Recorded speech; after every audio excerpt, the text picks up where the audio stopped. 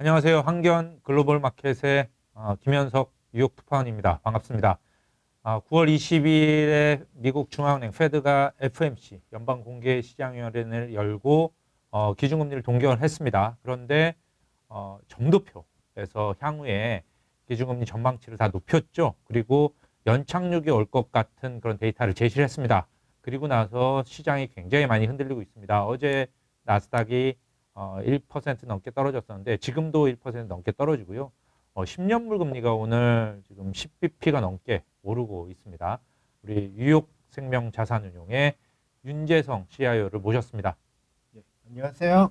반갑습니다. FMC 결과 어떻게 보셨습니까? 여기서 예상대로 봤다고 말씀드렸는데 이 미팅은 거짓 안 봐도 될 정도로 뻔했어요. 그죠? 왜냐면은 이자를 안 올린다. 근데 덧 플러스를 한 번 더 금년에 올릴 거냐. 근데 뭐 벌써 조금 더 한 번 더 올리는 게 저번 달부터 예상이 돼 있어서 안 올리고 내년에 이자를 내리는 걸 덜 내리고 100bp에서 50bp를 덜 내리는데 higher for longer. 그러고 굉장히 긴 기자 회견을 했습니다. 근데 다 똑같은 얘기예요. soft landing, soft landing, soft landing. 그래서 제가 이걸 준비했어요. 1973년 불경기 전에 soft landing, 78년 불경기 전에 soft landing, 80년대 불경기 전에 soft landing, 89년 soft landing, 2000년 soft landing, 2007년 soft landing, 그리고 2008년도에 버난키 그 Bear Stearns rally 있을 때 famous quote, I don't anticipate recession this year. 금년에 recession 안 온다. Famous last word. 그러니까 모든 경기 침체 전에 소프트 랜딩에 대한 연착륙에 대한 기대가 다 커지는 시기가 있었다라는 말씀이시죠. 그렇죠. 그렇다고 soft landing 가능성이 무조건 없다는 건 아니지만 저는 리세션을 예상하는데 페드는 soft landing이란 예상을 해야지 우리는 금년 말에 리세션 온다, 내년 초에 리세션 온다는 말을 못 해요. 그렇다고 그렇게 길게 얘기하니까 너무 재미없죠. 근데 어제 파월 의장이 소프트 랜딩이 베이스 케이스냐라고 물어보니까 아니다, 노 이렇게 3번 얘기하더니 최악의 경우는 물가를 잡지 못하는 거다 이렇게 얘기를 했어요. 저는 그게 사실 약간 Right. 이 사람이 이거 연착륙보다 물가 잡는 게 훨씬 선순위다라는 Right. 얘기인 것 같고 그러면 경착륙을 해도 어쩔 수 없어라는 얘기처럼 들리기도 하더라고요. 기름값, 그 노동 문제 계속 높아질 것 같고 지금부터 연말까지 는 일단 인플레이션이 옆자리 갈 거고 살짝 더 올라가는 것도 지켜요. 벌써 알아요. 다음 달 인플레이션이 기름이랑 노동은 조금 더 세지고 하우싱도 좀 세지고 그 이번에 나온 CPI가 저번 주에 그 호텔 이런 가격이 생각보다 약하게 나왔어요. 네, 맞아요. 그래서 컨슈머들은 이제 돈이 떨어져서 덜 여행을 드디어 다니는 분한데 그게 중요할 것 같아요. 이 지금 오늘 10년물이 4.5% 근처까지 올라갔습니다. 네. 어제 FMC 결과에 어떤 점이 여기에 가장 큰 영향을 준 겁니까? soft landing 이자를 더 길게 높이 잡고 간다. 중립금리를 높여 잡은 그런 Right. 것도 영향을 줬나요? 당연히 2%를 잡고 가고 우리 그 얘기도 많이 했잖아요. 2를 3으로 바꿔야 되냐 말아야 되냐. 3이 맞는 것 같지만 지금 못 옮겨요.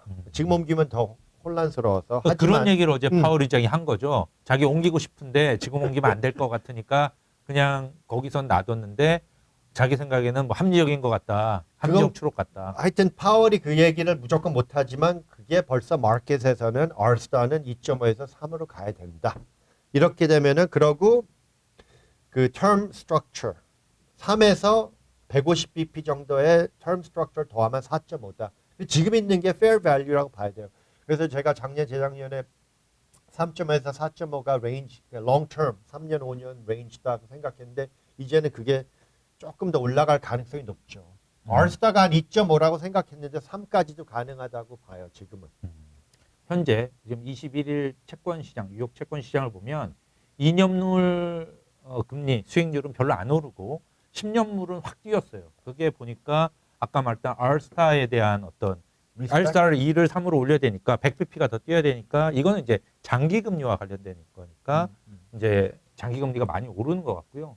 그런데 사람들 생각에는 단기적으로 그렇게 다시 금리를 올릴까라는 데 대한 의구심은 약간 있는 것 같아요. 그거는 이제 2년물에 반영이 돼서 그렇게 많이 안 오르는 것 같아요. 맞습니까? 2년물은 페드가 아무리 인플레이션 걱정해도 한 번 더 올리고 멈출 것 같긴 해요. 하지만 내릴 위지보다 그때도 더 올릴 가능성도 낮을 것 같아요. 한 번 정도는 더 오를 거다. 저는 한 번 더 올릴 그러니까 수밖에 없다. 11월 1일 다음 FOMC 회의 전까지 나오는 데이터는 유가, 뭐 노동시장 이런 거가 계속 강하게 나올 거다. Right. 지금 페드가 생각하듯이. 기름값은 벌써 더 높으니까. 음. 92불에서 옆자리만 가도 뭐 다시 내려올 수도 있긴 있겠지만. 어제 그 점도표는 예상을 그렇게 하셨었어요. 그러니까 두 번 내년 거를 50bp. 아니, 그건 예상 안 했어요. 저는 금년 마켓이 예상하는 거는 금년 점도표를 조금 더 올리겠지인데 점도표는 안 움직여지면 서베이 12분이 올려야 된다. 7분이 뉴트럴. 아무도 내려야 된다는 사람 없고. 거기서 점도표를 안 올라갔어도 사람들이 들을 답을 들었죠. 그러면 10년물 금리가 지금 공정가치, 그러니까 장기 인플레이션이 3% 그리고 거기에 텀 프리미엄이 150bp 해서 4.5%다. 그러면 지금 4.5% 오늘 갔으니까 사야 되는 겁니까? 저는 아침에 샀어요. 아, 샀습니까? 제가 맨날 노래 부르는 게 저는 저번에 레인 트레이딩 92.5, 97.5 해갖고 TLT 말씀. TLT도 95.5에 팔았고 97에 또 팔았어요. 줄였죠. 다 팔았다는 게 아니라 많이 아직도 갖고 있어요. 줄였죠. 근데 오늘 아침에 92.5가 91.3에 찍혔어. 거기에 마켓이 문을 연 거야. 그리고 지금 이렇게 되면은 90은커녕 88, 85도 찍어놔야 되겠네. 저는 계속 살 거예요. 그러니까 경기 침체가 올 수밖에 없다. 이렇게 판단을 하시니까. 그러니까 투자를 하려면 자기 포지션을 지켜야 되지만 내 포지션이 어떻게 더 틀려서 약해질 수 있냐도 생각을 하고 준비를 해야 되는데 이것도 생각해 봤어요. 왜 이렇게 베어리시한 사람도 채권을 사야 되냐 말자 고민을 하는 사람들이 없진 않아요. 그 드라큰 밀러 같이 막 너무 베어리시해. 그 사람은 아예 굉장히 심한 불경기가 온다 그러는데 채권을 살 거냐 그러면 뭐라고 대답하는지 알아요? 이건 이분의 말씀이에요. 바이든이랑 파월을 못 믿겠다. SVB 사건을 보면은 그거를 막아야 되는 것도 알겠는데 이렇게 쉽게 다음 날 막 너무 많은 어마어마한 돈을 태워서 이렇게 막으니까 마켓이 레슨을 잘못 받는 거야. 이렇게 그냥 다 와서 또 돈 태워갖고 다 막아주는 거 아니야. 그러니까 걱정하는 게 뭐냐. 이렇게 irresponsible government, 책임감이 없는 정부 막 돈을 막 태우면은 bond vigilante 컨셉으로 이자 더 내놔. 지금 그런 상황이잖아요. 채권 자경단이라고 하죠. 네. 정부가 돈을 막 쓰면 금리를 올려서 정부에게 경고를 하는. 그분의 어마어마한 45년의 경험은 이렇게 되면은 다음에 또 뭐가 망가질 때 막 없는 돈을 더 태우면은 막히긴 막히지만 그러면은 Fed 펀드는 막 내려올 거고 그러면은 long-term treasury 막 올라간다 이거예요. 그러면 stagflation이 오고 우리는 70년대 같이 어마어마한 상황을 겪어요. 그래서 저는 그분이 엄청 존경하는 사람인데 그게 저한테는 최악이에요. 지금 침체가 온다고 말씀을 하시면 내년에 어쨌든 금리가 인하될 걸로 보는데 점도표에서는 한 번 더 올려도 두 번 내린다. 그 정도로 보이는데 그런 예상은 그러면 틀릴 걸로 보시나요? 왜냐면 제가 맞고 리세션이 진짜 제대로 오면은 점도표가 50이라 그래도 100은 내려야 돼요. 그 이상도 내려야 될 거예요.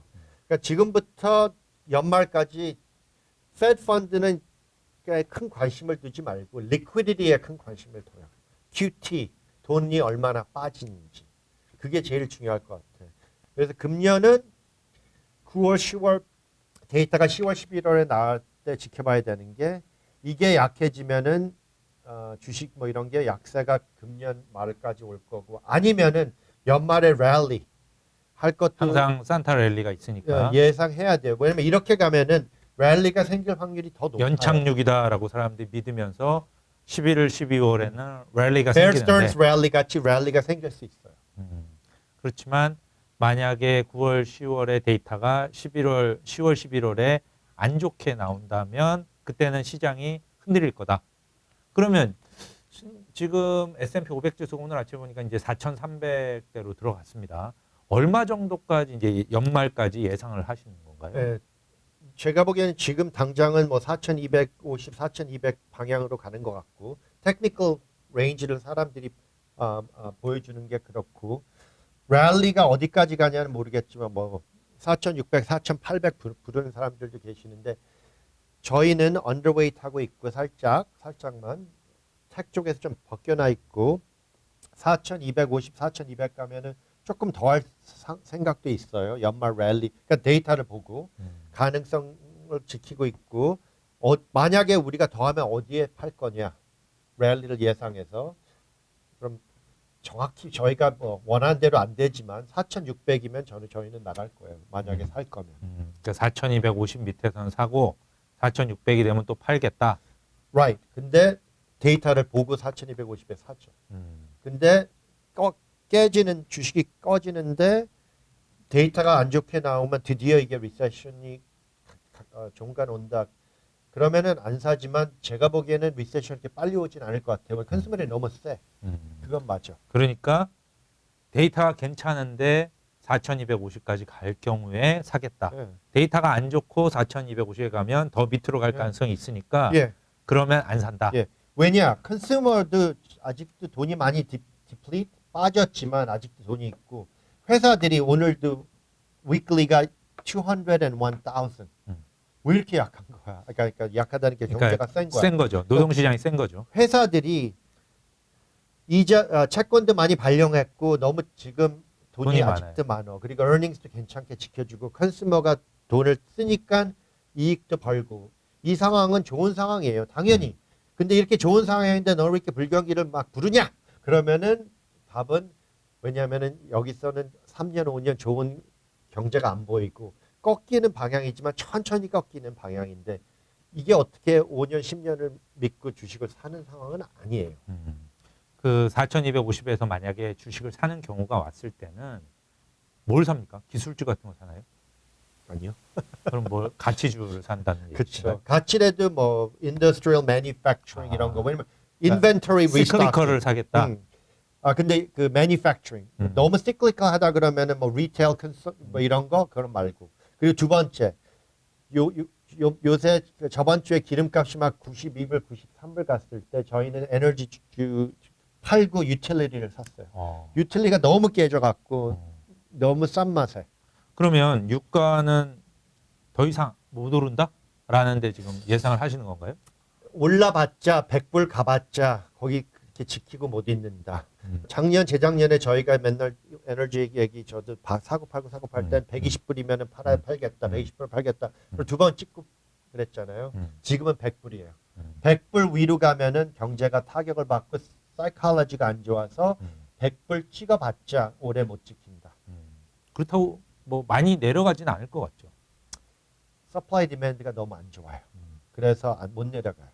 그리고 러시아랑 사우디가 계속 이걸 쥐어짜는데 분명히 자기네들이 이렇게 하면 불경기가 올 걸. 러시아는 상관없어요. 러시아는 불경기도 아니든 상관없이 기름값을 높이시키고 하고 오펙 분들이 되게 똑똑해졌어요. 옛날은 마켓 쉐어를 지키고 싶은데 요새는 마켓 쉐어 지키는 것보다 기름값을 유지하는 거에 더 포커스를 하는 게 신기해. 그래갖고 저는 이렇게도 생각해요. 사우디랑 러시아가 바이든을 꺾고 트럼프가 돌아오기를 기대하는 것 같아요. 지금 이 유가가 높고요. 그리고 파업이 계속되면서 뭐 미국 자동차 노조에는 파업이 계속되면서 어쨌든 임금 상승이 일어나고 있습니다. 뭐 UPS가 임금을 올려주기로 한 다음에 아마존도 어쩔 수 없이 대응해야 되니까 임금을 올렸다는 얘기가 나오고요. 어쨌든 뭐 이런 것들이 있고요. 근원 물가. 지금 페드가 지켜보는 건 사실은 이 유가는 유가고 유가는 뭐 어제도 말했지만 단기적인 변동성이다라고 얘기를 했었어요. 파월 의장이. 유가는 뭐 주로 지켜보는 게 아니라는 것처럼 얘기를 했고요. 코어 물가가 올해 들어 4%대가 계속 유지되다가 지금 4.2로 살짝 내려왔는데 계속 둔화 추세가 이어질까요? 네. 주거비나 이런 것 때문에? 내려갈 것 같아요. 내년에 내려갈 것 같고 금년은 그냥 옆자리로 계속 갈 가능성이 높다고 봐요. 그러면 그래서 금리를 올릴 것 한 번 더. 한 번 더 올리고 더 이상은 안 올릴 것 같아요. 통상 달러를 보면 유가가 오르면 달러는 내려갔거든요. 왜냐하면 이 유가 그러니까 석유를 달러 텀으로 네. 거래를 네. 했으니까 그래서 내려갔는데 이번에 좀 다른 현상, 둘 다 같이 올라가는 현상이 있었는데 아마 그거는 달러를 뒷받침하는 게 페드의 호키시니스인데 어제 또 그런 호키시니스가 right. 강해졌어요. Right. 그러면 달러가 더 올라갑니까? 그러니까 오케이. 역사상 기름 얘기 먼저 할게요. 역사상 미국이 기름을 임포트하는 나라였어요. 수입. 네. 지금은 수출. 음. 작년 재작년부터. 그래서 더 이상 그 달러 오일 릴레이션십이 바뀔 수도 있어요. 첫째, 둘째. 3주 전인가 한국 갔을 때 우리 집요한 정소람이 하도 물어봐대 갖고 죄송해요 정소람 씨. 그래갖고 제가 말씀드렸어요 그때 봐 102불인가 그랬어 달러가. 달러는 아직 강세 두 가지인데 첫째는 연준이 이자를 올리면, 둘째는 리세션이 오면. 근데 아직 리세션은 지금 예상 안 하니까 연준이 이자를 올리는 것 때문에 달러 올라가는데 그때 한 105불이면 다겠지. 근데 벌써 3주 만에 105불 갔어. 그래서 여기서 더 올라가냐? 방향은 올라가는 방향을 지키겠죠. 내려가는 걸 예상은 안 돼요. 하지만 얼만큼 더 올라가냐는 모르겠고 불경기 아니면 이쯤에서 다 빨리빨리 온 거예요 마켓이. 105불을 지키고 갈 것 같아요. 내려갈 그 가능성이 안 보이잖아요. 미국 이자도 오르고. 근데 윤 전무님 말씀을 들으면 금리도 그렇고요, 달러도 그렇고, 유가도 그렇고 거의 다 올랐다. 라고 보시는 거네요. 왜냐면 경제가 약해갖고 이걸 얼만큼 더 오르면 지탱을 못한다라는 거고. 근데 보통은 이게 이제 약세를 약간 보이면 시장은 좋은데 통상 증시에는 좋아야 되는 거잖아요. 근데 워낙 높은 수준에서 덜 올라가는 거니까 이게 시장에는 그리 좋지 않을 수도 있다라고 말씀을 하시는 거고. 그러니까 회사랑 컨슈머들이 아직은 튼튼하니까 뭐 벅석들이 한 대 맞고 몇 대 맞으면 이 벅서가 내려가냐 KO 되냐. 지금 마저도 아직은 그렇게 막 세게 맞는 게 아니잖아요. 그렇죠? 그런데 이 금리 같은 경우에 미국 정부가 어쨌든 계속해서 돈을 쓰고 있는 상황에서 이 입찰 금액도 자꾸 높이는 것 같고요.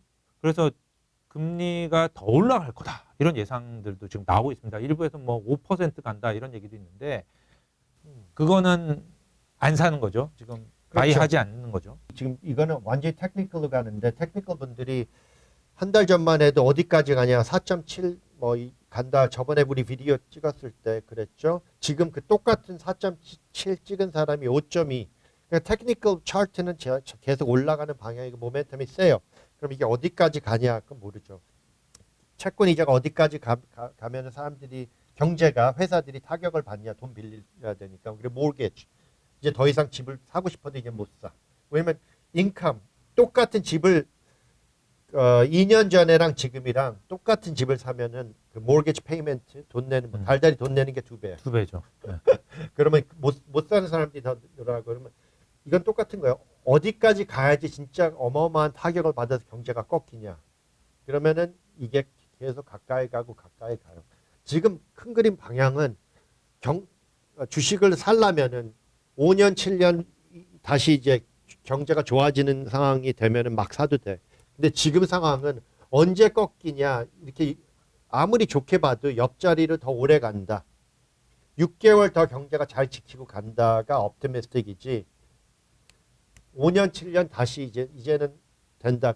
긴 장기 호황으로 가는 건 아니다. 긴 장기 호황은 왜 갈 수 있냐 이렇게 된 상황에서 딱 한 가지 productivity. AI가 productivity를 만들어서 그 비싼 가격도 다 소화시키고 그래도 근데 AI가 그렇게 빨리는 안 될 것 같아요. 윤 전무님이 한번 그런 말씀을 하신 적이 있어요. 그 월가에서 가장 경제를 잘 보는 사람이 골드만삭스의 얀 헤치우스 같다.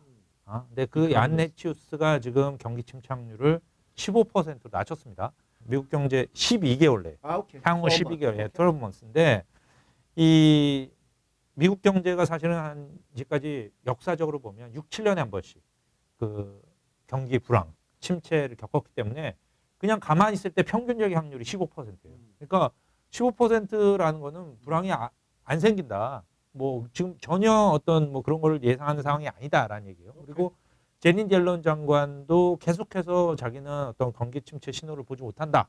경기는 좋다. 뭐 노동시장은 강하고 이런 얘기를 합니다. 그런데 윤 전무님의 경기 침체 확률은 얼마고 나는 왜 그렇게 생각합니까? 오케이.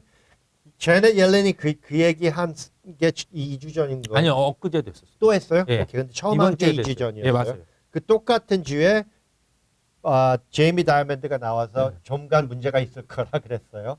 근데 난 제이미 다이아몬드가 더 현실적이고 옐렌 분은 cheerleader. 응? 잘 될 거라 잘 될 거라. 버냉키가 불경기 안 온다. 똑같은 조금 그 상황에서 그렇게밖에 못하는 정치가라고 생각해요. 그렇다고 막 일부러 없는 걸 지어낸다는 게 아니라. 골드맨도 맞아요. 제가 골드맨 이안 하스 좋아해요.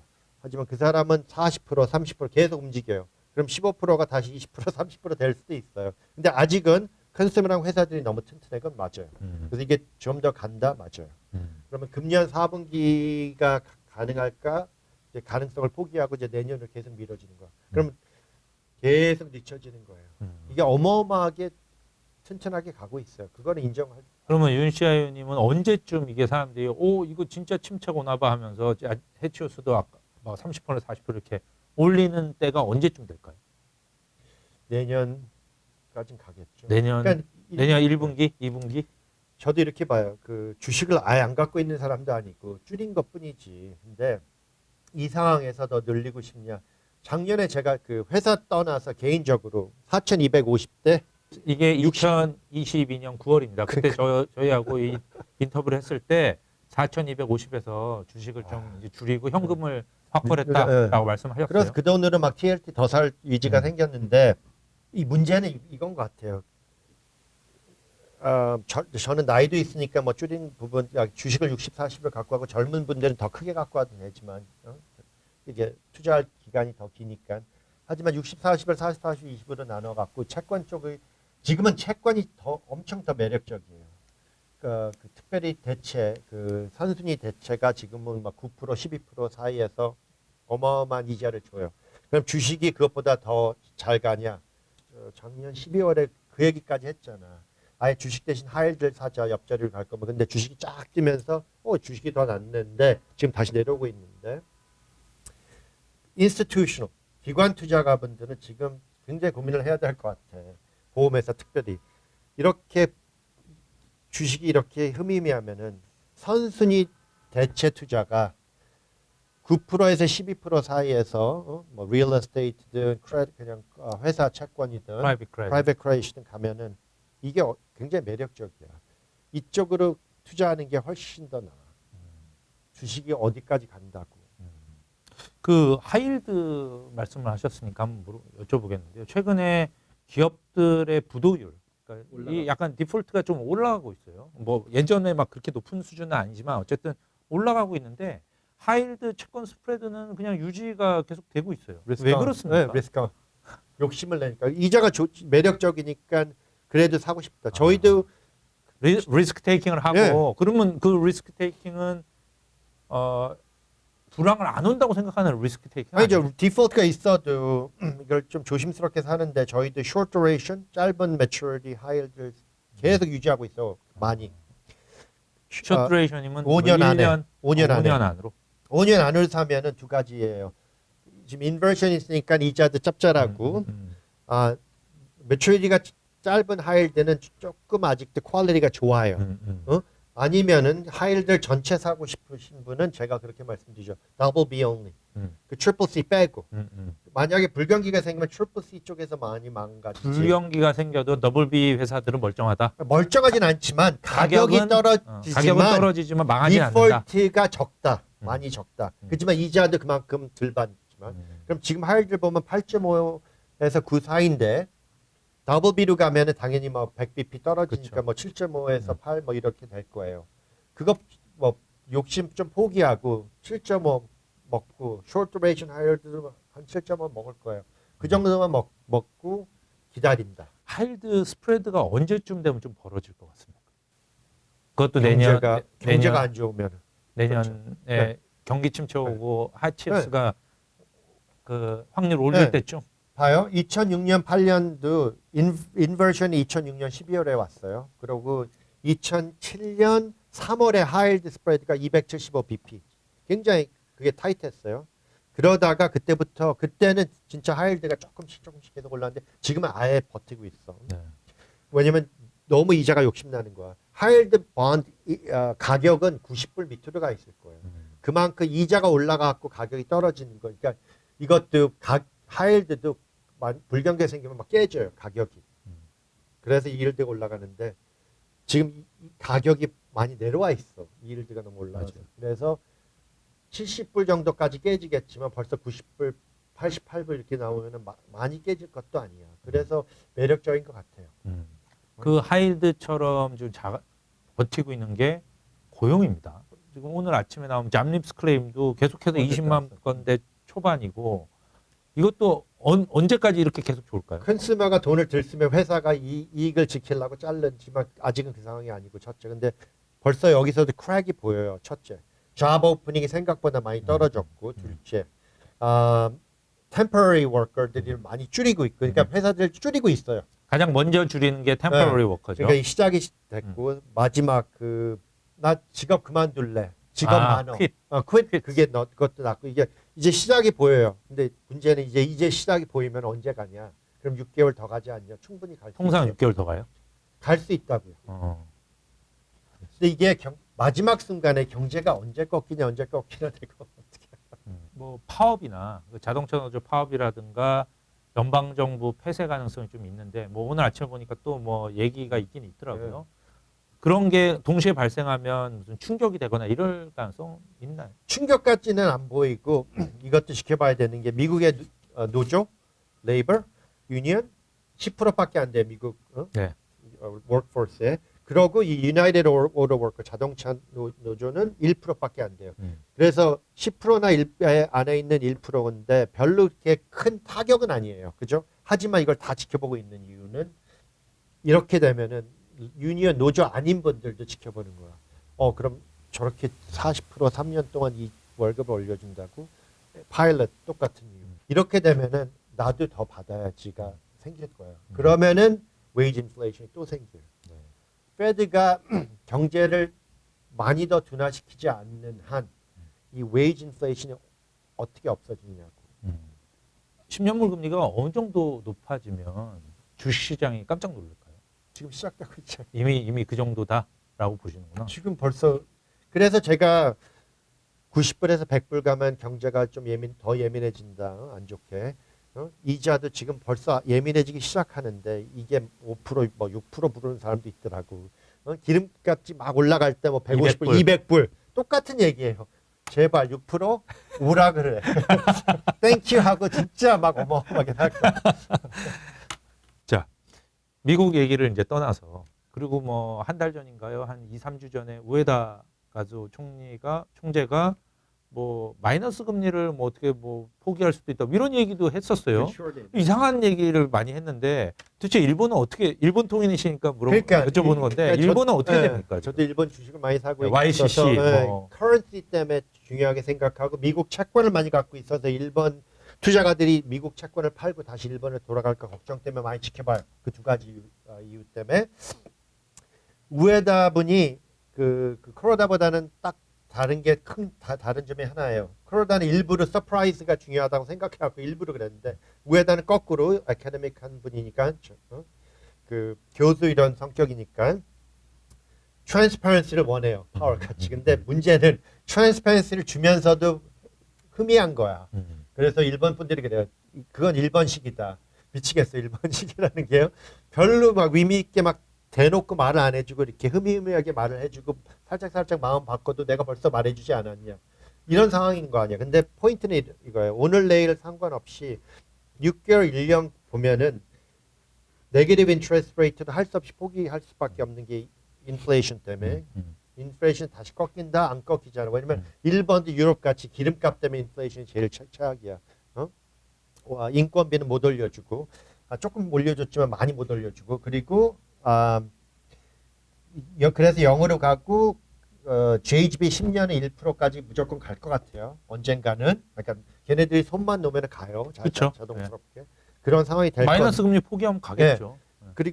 근데 문제는 보험회사들 본 얘기를 들어보면 합리적이게 미국 채권 이자가 해징 다 한 다음에도 일본 JGB가 1% 1.25 이렇게 돼야지 매력적인 게 시작되지. 그 전에는 별 관심 없다.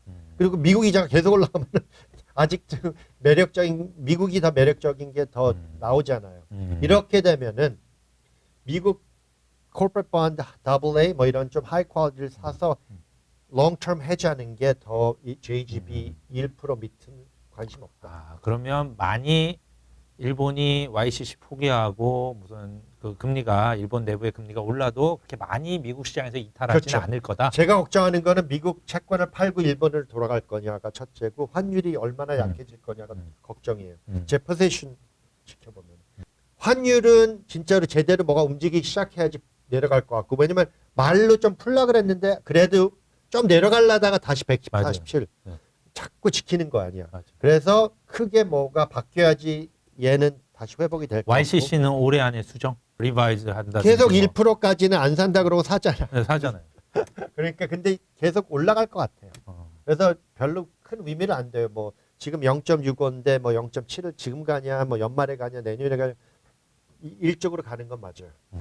중국은 어떻습니까? 중국 경기가 대충 이제 바닥은 친 것 같은데 얼마 올라오는지는 잘 모르겠어요. 이것도 참 재밌어요. 요번에 뭐 리테일 세일스가 중국에서 잘 나왔다 해서 뜯어보면은 돈 있는 사람이 돈 쓰는 거예요. 근데 중국은 지금 금년에 막 푸니까 요번에 한국 갔더니 막 그 호텔에 완전히 다 중국 사람들이야. 그것도 젊은 애들. 나이도 다 20, 30대야. 어? 그럼 젊은 애들이 이제 드디어 돌아다니는 거야. 부잣집 아들 따님들이.